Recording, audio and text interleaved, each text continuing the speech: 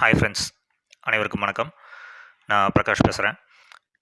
இந்த வீடியோவில் நான் எதை பற்றி சொல்ல போகிறேன்னா, ஒரு மனிதன் தவறுகள் செய்யாமலே இருக்க முடியாது.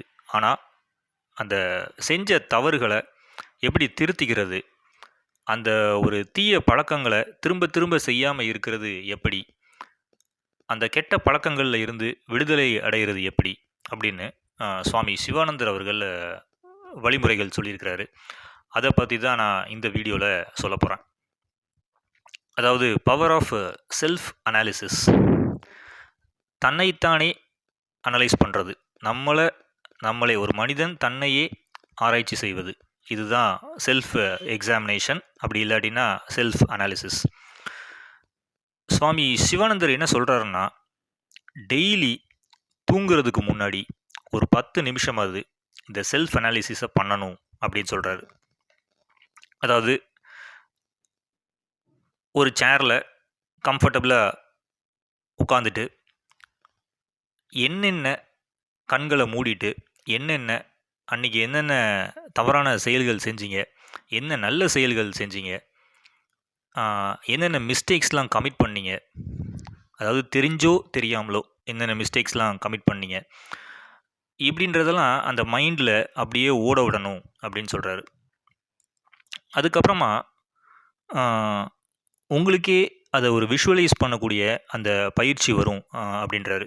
அதாவது நீங்கள் கிளியராக என்னென்ன தவறுகள் செஞ்சீங்க, அந்த தவறுகளை இனிமேல் திருத்திக்கிடணும், இனிமேல் நான் நாளையிலேருந்து அந்த தவறை திரும்பவும் செய்யக்கூடாது அப்படின்ற மாதிரி நீங்களே உங்களுக்குள்ள அந்த தவறுகளை கரெக்ட் பண்ணுறதுக்கான வழிகள் பிறக்கும் அப்படின்னு சொல்கிறாரு.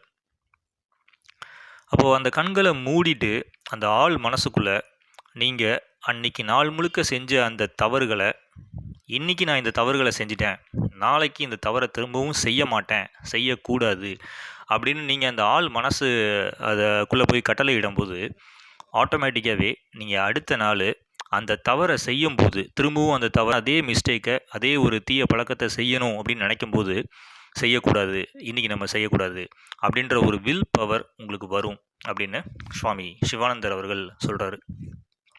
அப்போது என்ன ஒரு பேட் ஹேபிட்டில் நீங்கள் இருந்தாலும், அதாவது உங்களுக்கு ஒவ்வொருத்தருக்கும் ஒவ்வொரு மனிதனுக்கும் ஒரு தீய பழக்கங்களுக்கு சில மனிதர்கள் அடிமை ஆகிருப்பாங்க.